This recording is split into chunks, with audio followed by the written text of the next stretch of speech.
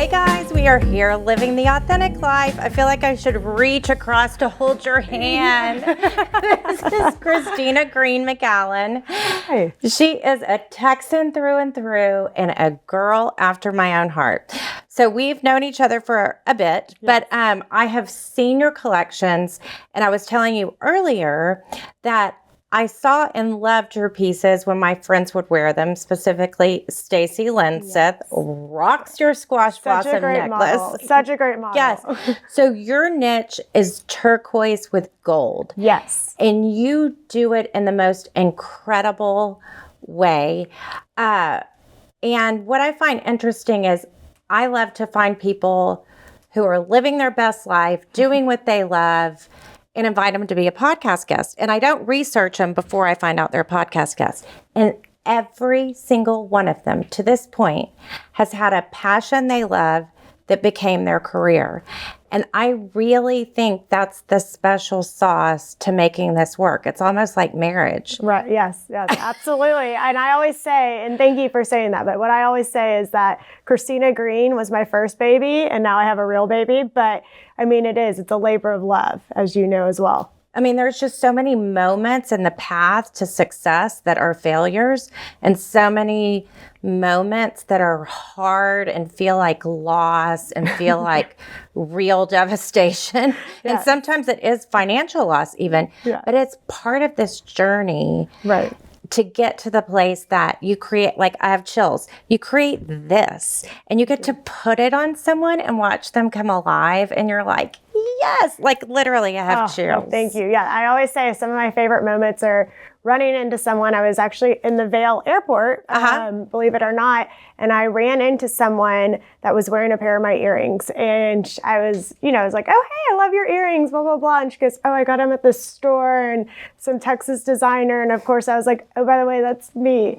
But it's just really fun and rewarding to see that. It is. Like yesterday I was in line coming home from Vail, and someone came up to ask me about my coat that I bought in Italy, which, by the way, I should have bought 10 of them. It's all these mixed colors. Cool. And I said, but you can follow me. I'm the Vintage Contessa. She's like, oh, I follow you. And it's just one of those moments where you're like, wow.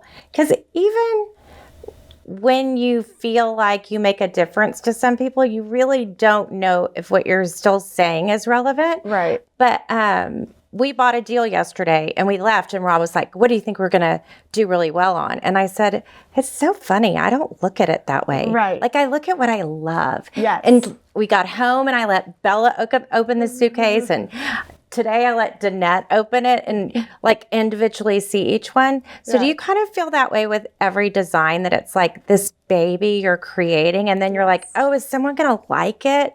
Who's going to really buy it? Who's going to wear it? And then you're like, yeah, they love it. And yes, it's the hardest thing. And it's really, for me, I fall in love with everything. I only design things that I myself would wear. And, over the years, there's obviously pieces that do better than others. There's pieces, and typically it's the pieces that I'll end up wearing more. So that's, I always have to be like, Christina, let's go ahead and let's put some other jewelry on. But a lot of these are my signature core pieces that I wear day in, day out. And some of our best sellers are still from 10 years ago. But yes, labor of love. I mean, every single design, start to finish. But unfortunately, sometimes you have to look at the numbers. And if something's not performing well, you have to make room for new. But yes. Well, going back to your childhood, you loved fashion. Yes.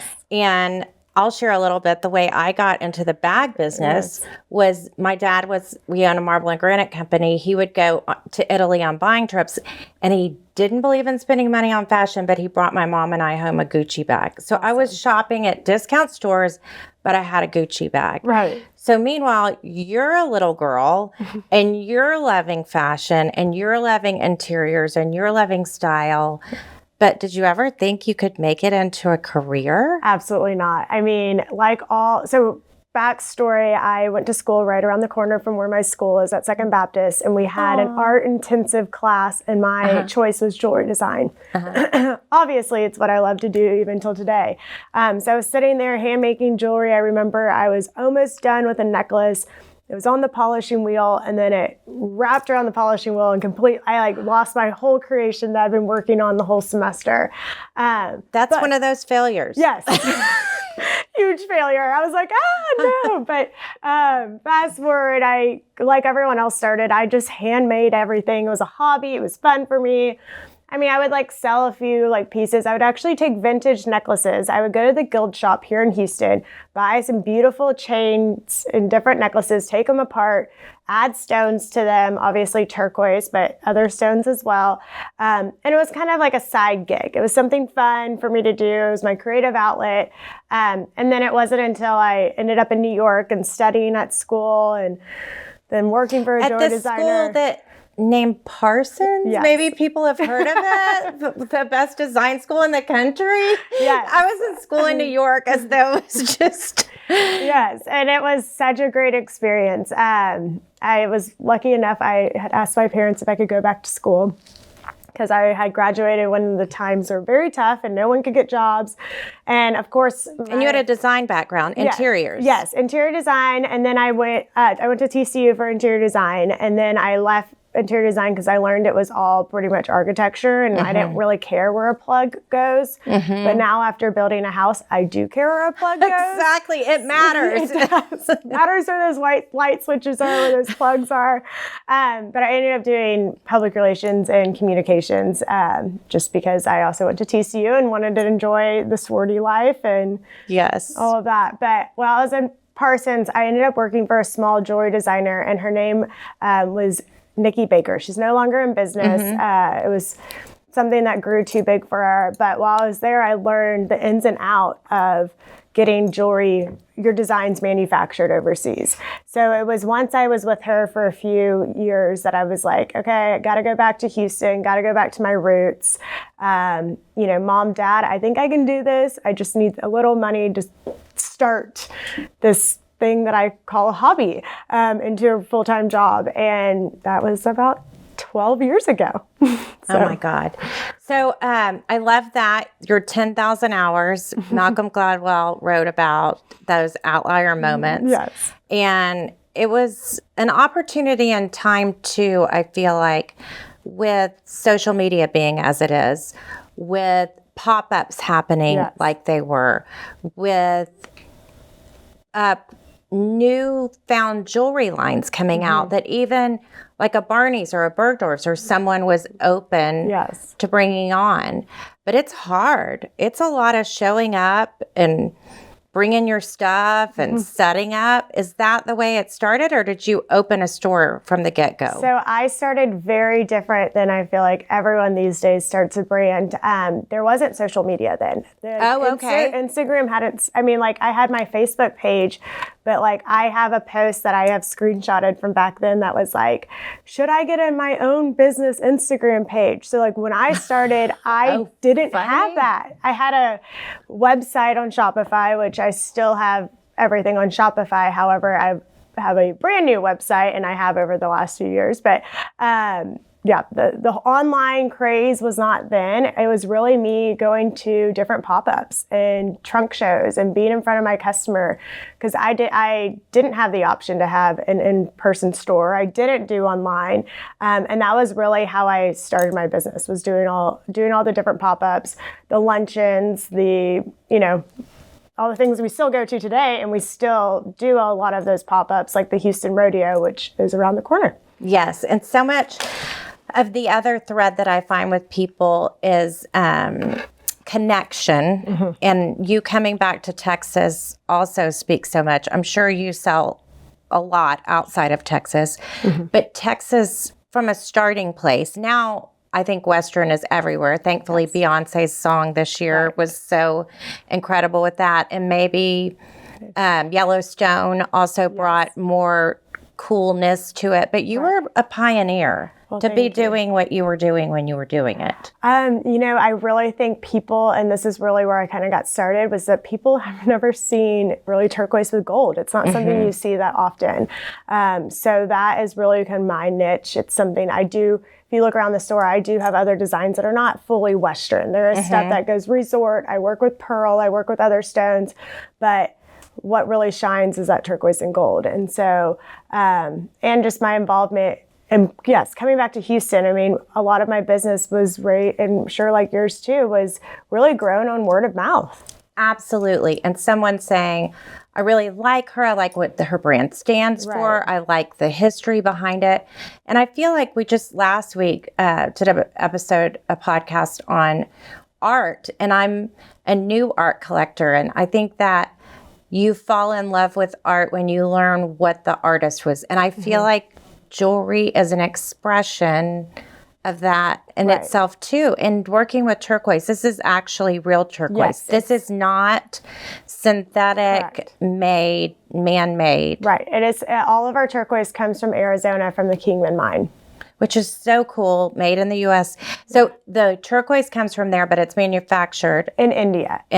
So it just, unfortunately, with how things are, it's impossible to even get pieces made here. I've tried it.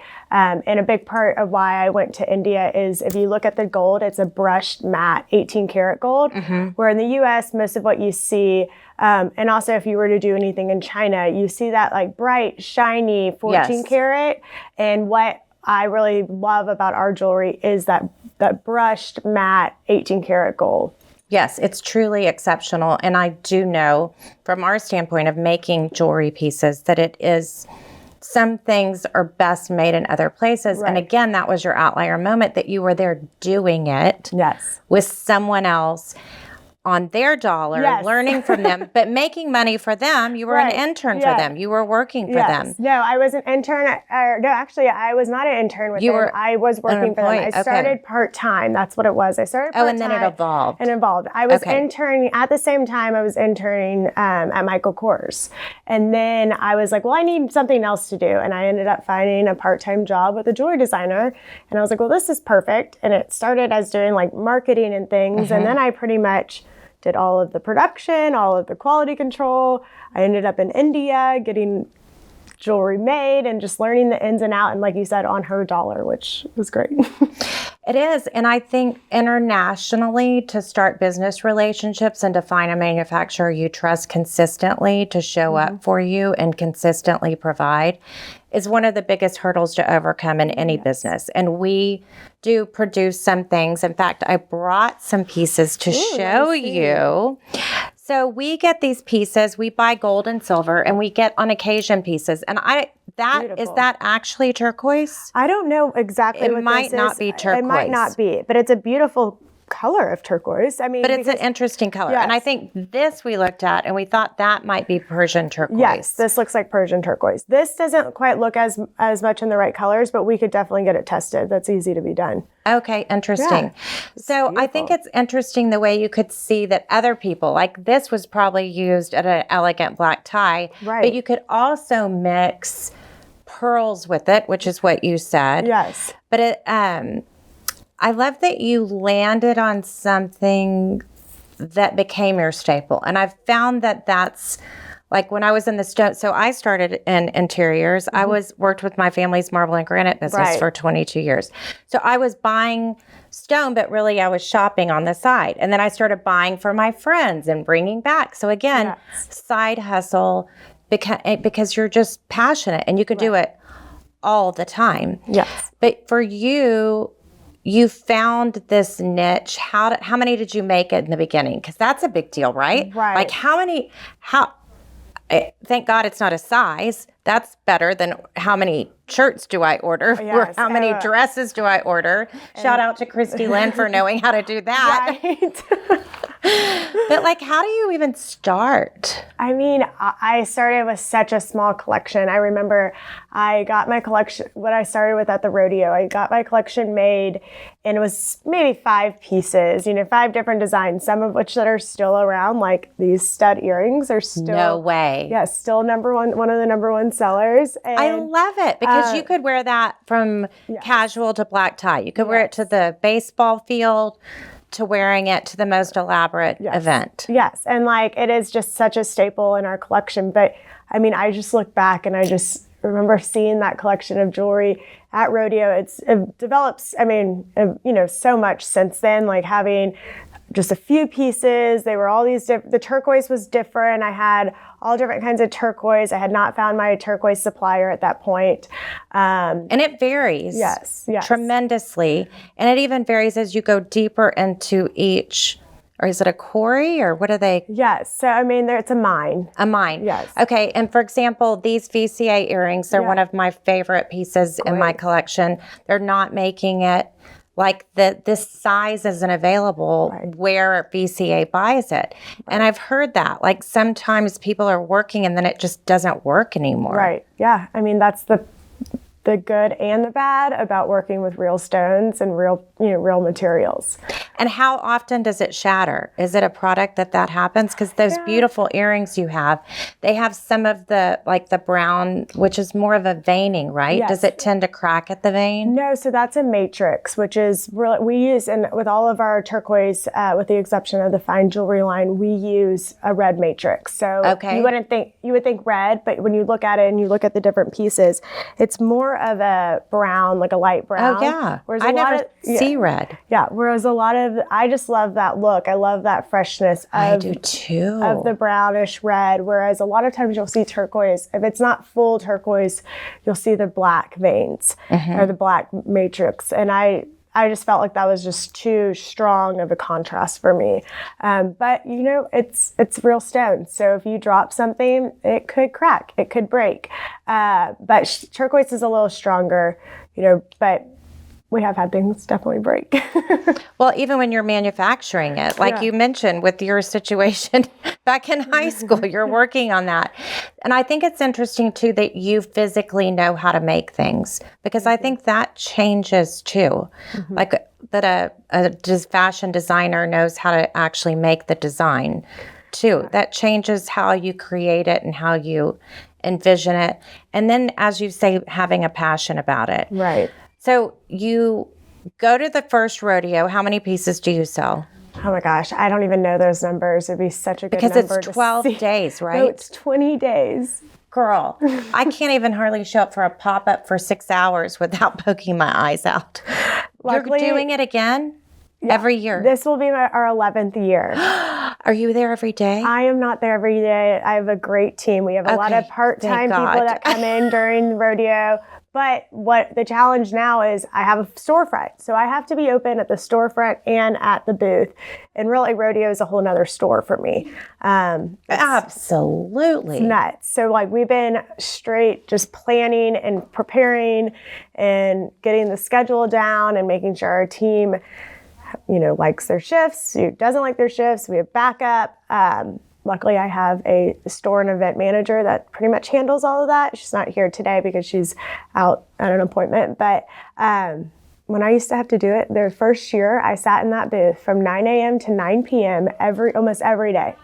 And you had to even get someone to watch while you ran to the restroom, probably. Yes. That's what people forget. Yes. Like we do these shows and it's like you're eating pizza in front of someone walking up and that's your lunch. I know. That it's at 4:00. Right. Yes. And it seems glamorous, but it's intense. It is. And they're exhausting, but for us, they're worth it.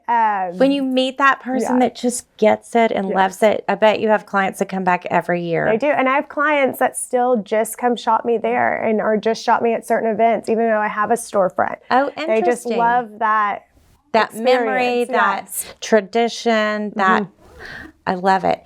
And so tell us about your scarves. So you branched out. When did you decide to start adding things other than jewelry? So I have a couple of items that I do outside of jewelry. The scarves is a wonderful collaboration that I do with Saturday Silks. And Saturday Silks is she's based out of Houston and out of Austin. And so she does a lot of the collegiate scarves. But we came up with an idea a few years ago and we were like, why don't we do a rodeo scarf? And then the first year, the scarf didn't have a year on it. And after that, we're like, let's make this a little bit like Hermes and have a different scarf for every year.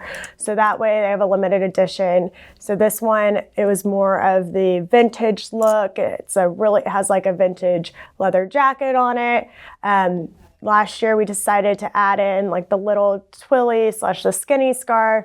And then this year I got feedback from a lot of the men that were like, we want a pocket square. So we decided to add in a pocket square. Love it. So it's been really fun. I've done a few different collaborations, and I love collaborations. I mean, it's what makes it fun to do different things with other designers. So this is probably our most, I think, incredible collaboration, because people honestly are knocking on the door in January and saying, when is that scarf going to be released? When is that scarf going to be released? Love it. And then previously I did a collaboration with Catherine Swain with Colors Collective, and did a She's so darling. Yeah, she is. She's great. And so we did a turquoise little handbag, and it's obviously my color is turquoise. So.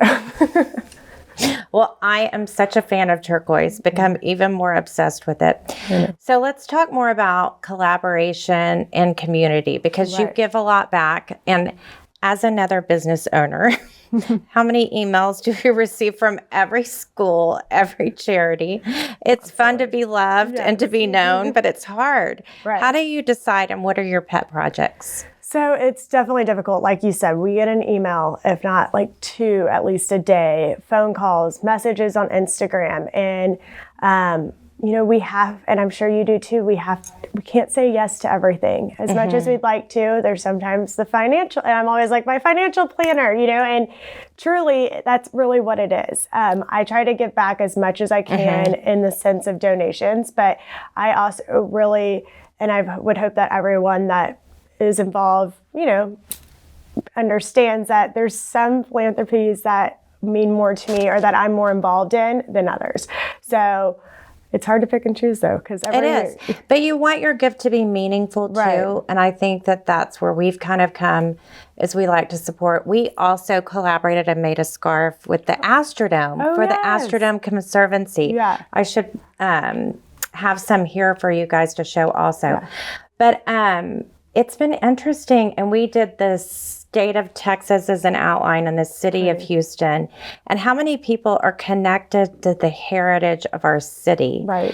And so it's been so fun. We did that with Roki Silk. I don't know if you know Rosalind Bissell. Yes. But and then of course the Hermes scarves, which we're redoing, I think I told you, our home in Vail. Yes. And we're building a barn dominium party space to host guests. And so we're looking at creating something kind of fun for that. But it's hard. It's hard to even for us to sell other people's products, and you have to manufacture it and have it created. So how many extra pieces do you make for rodeo? And how do you even, how many squash blossoms? Yes. So luckily I brought in someone that kind of assisted me at the last year with what my open to buy is, because it was kind of a guessing game. It is. I would be like, I think, and I need 10 of these and 5 of these, and you just hope. Right. And we thought, let's just say a new collection. We have a new collection actually launching Thursday. So in 2 days. Okay. And it's a Western inspired, very Western. It's really great. I can't talk too much about it. Oh, good. Well, they're going to have to check in. Yes. I think this is coming out Thursday, so maybe they'll be able to see it. Yes. But especially when a new collection comes out, I have no idea how much to order. So I just have to rely on these different software programs that I have that kind of give me insight of what to do. But for example, the concho belt, which I did bring today, but it's in the back room. Last year was our first year to have it.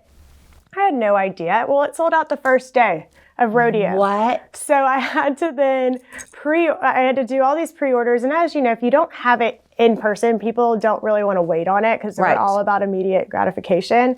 But even even this year, I thought I ordered plenty. I used all the technology, all the software I have, and the next thing I know, we're sold out. So I'm rushing and order. It's one of the higher priced items, right? Yes, because it's the most gold with turquoise. I mean, and craftsmanship and details. Yes, it's a heavy belt for sure. I mean, as y'all know, conchos, most of them are silver, but they're big and beautiful. But no, I mean, I don't know. I can't tell you off the top of my head how many squash blossoms are coming because I just had to put in a rush order to make sure it's here in time. Wow. So even as much as I prepare, I'm never prepared enough. Well, the hard thing for us is we're buying vintage, so you get one. Right. and we can't even order multiple. Right. So even that's hard to kind of keep track of who wants what and when it comes in. So we say, just follow us and you could see if it's available, and we try to keep up.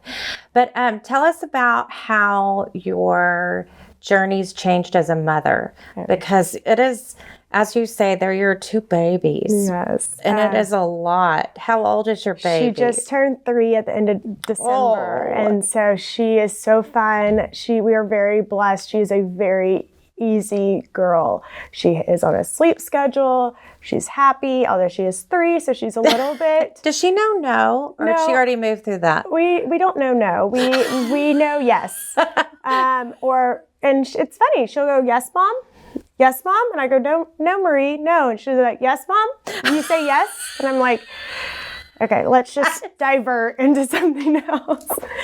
That is so good. Yes. I mean, and funny enough, she'll come in here. She's like, we're going to Mommy's store. And she runs to the store and puts on all the jewelry. And it's really cute. The best model. Like anyone watching her put it on is going to just say, that's cutest. Yes. But I mean, it's been challenging. I work long days. I work at night. But one thing that I had talked to other people about that also own their own businesses is family comes first. You know, like no matter what, I'm not going to miss something because of work for my daughter. That's important to me and important to her. And it's been a hard challenge because I used to be able to work all hours of the night, all hours of the day. But now I have to do school pickup. I have to go to ballet on Wednesdays. And truthfully, the only way I make it work is my Google Calendar. It's so true. And I'm so glad to hear you say that, because I would generally be the last one at carpool because I was always doing one more thing. And then she would say, why can't you wear Lululemon to school? Because you don't look like any of the other moms. Right. So I don't know if you've gotten that yet, but she's like, Mom, you're so obvious. You look so different than everyone else. And now she's fabulous. And now she's like, my friends think you're kind of cute and you're kind of stylish. I'm like, oh, now I'm not, but I am definitely embarrassing. But I've found that like those car rides are when they tell you the most interesting things. And something really bad had happened on the playground one day, and Bella just came out with it in the car to the point that I was speechless and I had to take it up with the school. But I thought, what if I wouldn't have been here this day? Right. What if whoever, and my mom would help, and we had people we trusted. And I'm not to say that I did it all alone, because it takes a village. It does take another village and another village. Yes, we're lucky to have that village. We are, which is also part of the reason that we never wanted to leave Houston, is that's where my family was. And I think there's a lot that enables us to be successful in our businesses, because if your family life's falling apart, you can't focus there. Right. So kudos to whomever on your team was helping you with all that. And to prioritizing the pickup and the ballet class. Yes. Because you'll never regret that. Well, that's currently what's happening. I have a calendar on my desk right now for the month of March of what babysitter is going to babysit what night of rodeo, and just trying to plan out our March, because that's right, because if you're going that night and they don't show up, you got to have the backup to the backup to the backup. Right. And our family is here, which is really great. So amazing. Okay, so you already had started your business when you met your husband? I did, yes. And so you're like, I have this jewelry line, or did he know and he found you? Or no, we actually had met years before through mutual friends in Austin, and then our story is kind of funny, and I always love to tell it, because it was actually during Harvey, and he reached out to me through Snapchat and was like, hey, I see, because I was taking videos of my house through my security cameras. I wasn't there, but he was like, I see you have water coming up to your house. Like, I have a truck if you need anything. And I was like, oh, I'm not there, but it looks like it's about to flood. So, oh well. And I just finished renovating my house in May, and what Harvey happened in August. And I was like, well, there was a really good use of money. My time and money and sweat and tears. Luckily, I only got water in my garage, so I didn't have any damage done. What a blessing. But he reached out and I was like, oh no, I'm not there. But the city had opened up. I was like, well, we're going to have Mexican food if you want to join us, because we were mutual friends. No big deal. Fast forward, became friends. I ended up going on a date and just hit it off. And so we knew who each other were. We just weren't really in the same circle in Houston. We were in Austin. So oh, I love it. Yeah, gotta love Harvey for that. Exactly. At least devastation can bring people together. Right. And it was incredible how our city came together. And I guess I think of that so much with the fires in LA, as you hear those stories of people coming together and supporting. Yes. It's really incredible. And just even the country is supporting, which is nice too. It is. So let's talk about the resurgence, or I guess it's the first time ever that people around the country are all wearing cowboy hats. You see them in LA, you see them somewhere in New York. So now you have hat bands. I mean, a whole new category of, I call it accessories for the accessory. Right. So, it's not just about buying one thing. Yes. And then you switch it out. And you could put the silky on, the twilly, and the hat band. Yes, you can put it all in. I mean, I really have to say, which is a store that we love selling to, which you know very well, is Kimosabi. And they have just really taken off with their hats. They're beautiful. I mean, I think you have is that one that you have on right now? Yeah, this is Kimosabi. But I actually I didn't buy this one in Vail. I bought this one in Round Top where they did a pop-up. Well, now they have a full store there that's there all the time. I didn't even know that. They did a full building and everything. But no, we actually a long time ago when I first had my first rodeo, It's not your first rodeo. No, definitely not anymore. You're like, God, it's my 50th. And I'm not even 50. I have a jean jacket that I bought a few years ago that says "Not my first rodeo" on the back, and it's one of my favorite things to wear. I wear it like out to cook off because it's just so true. But I used to hand string, and these are still handmade here, but I would hand string the beaded hat bands with the leathers that you see like right behind you. And then we have something called a badge holder, which is a lanyard to put your badge on if you're a committee member or volunteer at rodeo. So those are still handmade here in Houston. I still make some of them, but I do have people that help me now because it's a lot of them. But we started those a long time ago, but it was just in the last 2 years that we actually did like the one that you have on your hat, the leather ones, like the ones you see here. And the beauty about it is a lot of these, like you said, you just stack them with the different silk twills.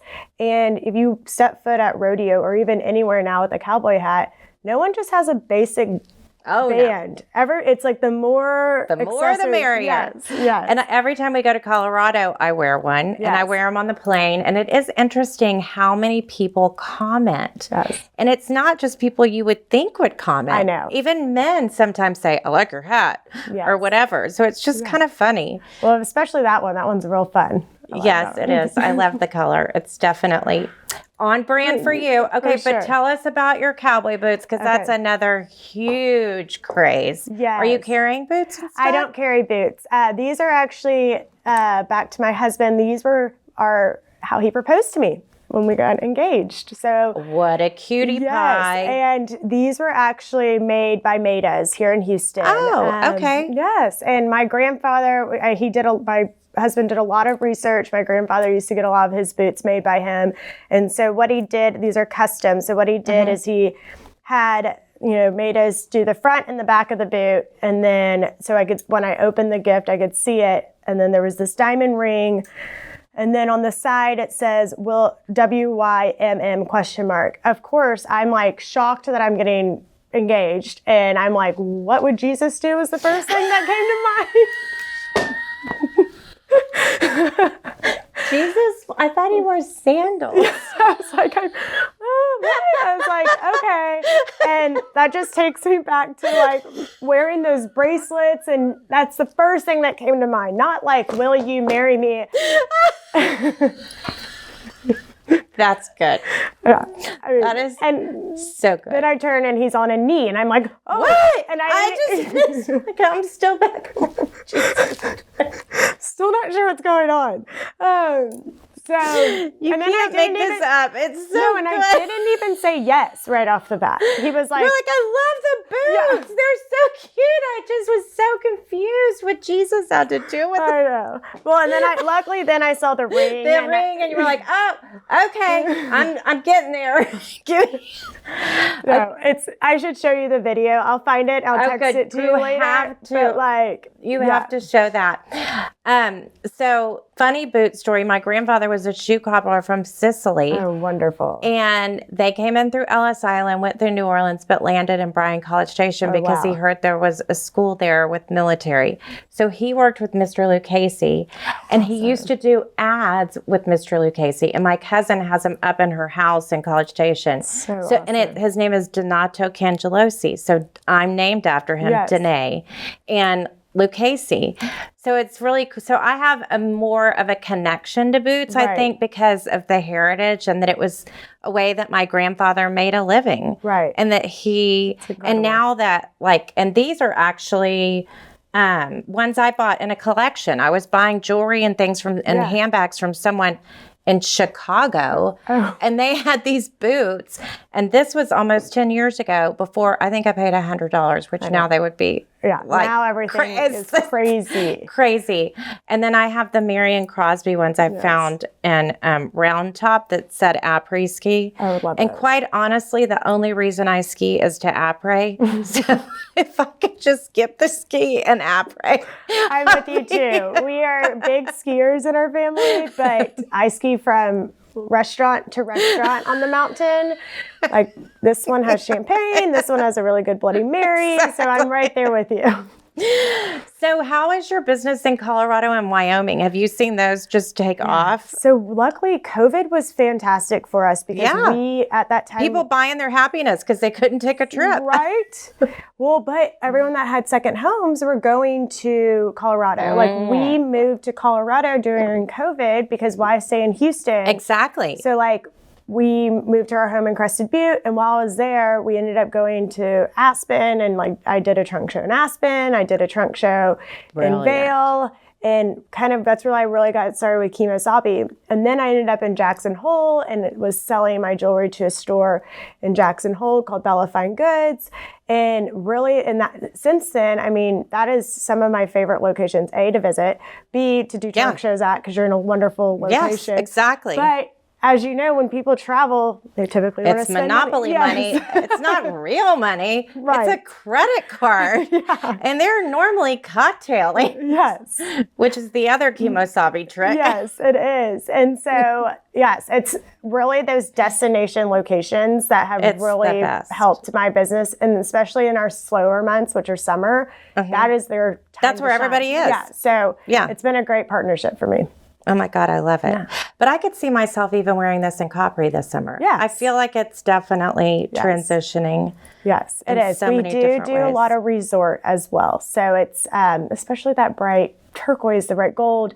I mean, I was just in Greece this last summer. And oh, yes. Greece is also the blues there. Yes. And it was probably the best backdrops for Instagram photos for sure. Exactly. So you could write that whole trip off. Yes. I love it. So anything coming up other than rodeo, or you're just going to be in bed for a few weeks after that? Pretty much in bed after that. Do you plan a trip on a beach, or do you just lock yourself in a room? Like, how do you reward yourself? We haven't booked anything. I also probably just need to look at my calendar. I'm sure there's something on there. And like I said, I'm just doing today. Yes. I need to get through this.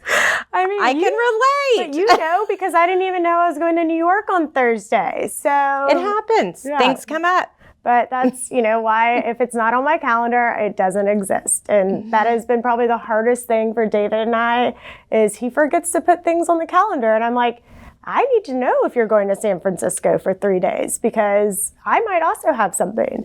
But relaxation. Oh, Rob and I, we never have arguments about the calendar. Well, thankfully now, and in fact, Danette said that last week there was something happening, and he's like, oh, I'm not even going to ask her that because she's got this Salvation Army thing, and until that's over, I can't speak to her about anything. So at least they kind of learn. I learned that there's definitely, you will get a no if you ask now. Right. So you wait till better timing. I know. Yeah. And and we try to do a really good job of managing it all, and luckily we do have a village. We have people that can help. Yes. But it's always nice to plan and ahead. But truthfully, I haven't looked at anything on my calendar past rodeo, so that's all right. Yeah, you can make it through it. And is Green Hall? Do you have deep roots in Texas? No, I don't. So Greene is spelled Greene, and Green Hall is spelled Gruene. But yes. But funny enough, we have a ranch pretty close, like 45 minutes from there. There's a building on there, and my dad made a Green Hall on our ranch. I love it. Yes. That's so clever. So, but that's such a fun place to visit for sure. It is. And somewhere I've never been is Lukenbach. I've sang about it and all that. Do you ever go there and listen? I don't. It's hard. Like there's not enough time to do everything, I guess once upon a time there was time, but not anymore. Exactly. Well, our time is up, but I have so loved our time together. It's just such kindred spirits, and I can feel your passion, and I love your pieces. And as I said earlier, if I didn't say it on recording, I just don't buy other people's jewelry, and I'm buying your jewelry. Thank you so much. I love it. It's incredible. It's special, and so are you. Well, thank you. It was so fun being here today, and thank you for coming to visit us. All right, guys, rodeo. You got to get rodeo ready. You can either shop there or come by Christina Greene in Memorial on Voss and Woodway. All right. Keep it real. Until next time. Bye.